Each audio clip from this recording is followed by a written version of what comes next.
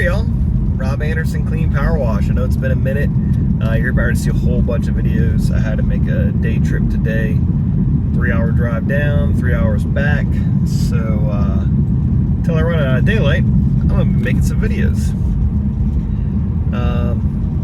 One, sorry it's been a while since posting some stuff. We've been busy. As I'll cover kind of in the the next couple minutes and whatnot, and scoot up just a little bit closer to the camera. Here we go. All right. So it's July 4th, 2021. Just finished our best wash month ever. Like $88,000 or to $89,000 and some change. Crazy numbers. Guys, it's crazy to look back and think that we used to do, or at one point I did $25,000 a year when it was part-time, and now we do that some weeks, just depending on what's going on. Got some big projects coming up this week. We're cleaning part of a brewery. I'll post some stuff once we finish doing that and whatnot. So lots of updates.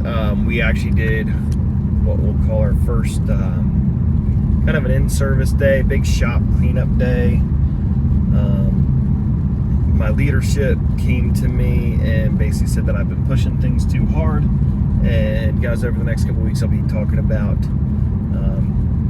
implementing EOS, or Entrepreneurial Operating System. Traction, what the heck is EOS book and whatnot. Really and truly, I've just always had this mindset of more. Just keep growing, and I've dropped the ball in a big way on communicating to my team the scoreboard, what's going on. In Traction, they talk about literally just saying, all right guys, just play harder. The coach is playing harder. There's no scoreboard. Referees aren't calling out the whistles or the fouls or anything. So yeah, players are working hard. They don't really know if they're succeeding or failing. My sales guy said, he wasn't really sure how he was doing, and unfortunately with the CRM data that we're able to get out, doesn't really tell me what his close rate is, what my close rate is.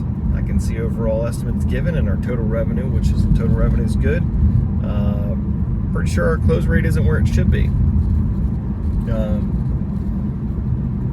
Kind of realizing that we're trying to grow a ton.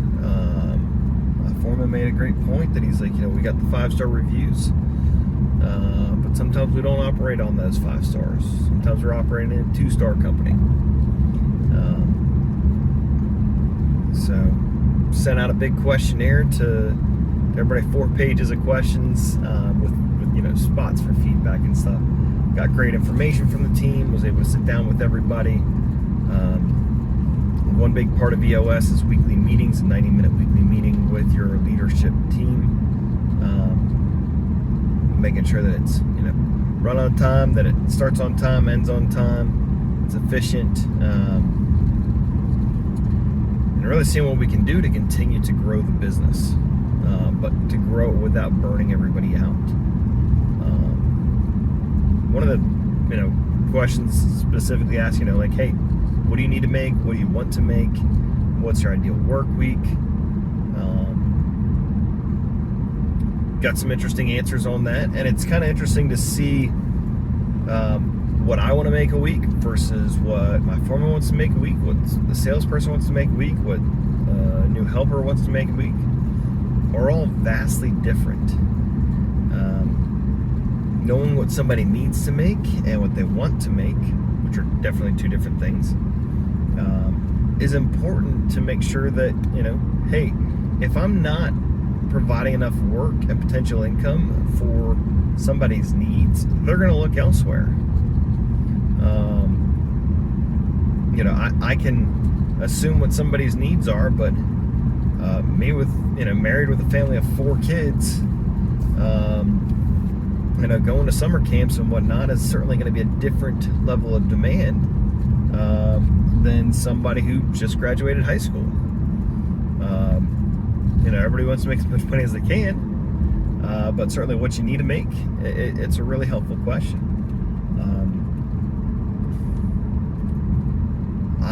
asked a bunch of stuff, kind of, what's good, what's bad, what frustrates you daily about the job, what would you improve, how was training, what do you think you learned after training that you should have learned beforehand, rate your level of comfort on these different skills, house washing, gutter cleaning. Realize that with the amount of new hires that we've made recently, almost nobody has done rust removal. So we got to get these videos out. We got to be able to get them hands-on training. I told my sales guy, hey, next couple rust removals, tell them, hey, we need to get some experience for our guys on this. We know what we're doing, but they haven't had the opportunity to do it because in the last 2 months, we've done less than $500 in rust removal. So they need some experience on it. So I told them, basically price them at half price. Flat out tell the customer, hey, this would normally be $200 worth of rust removal. Do it for $100. We're just trying to get some extra rust removal gigs to get things going. So that's just kind of big status update where we're at. July, we're hoping to to beat our best month of June. So if we can do in the 85 to 90 grand range, keep people busy through July and August. And once we get into September, our goal this year, y'all, is to do $400,000 worth of Christmas lights. It's about $180,000, $200,000 worth of repeat, and then basically about double that new business, which I think is, quite frankly, very, very, very doable. So we'll see how that goes.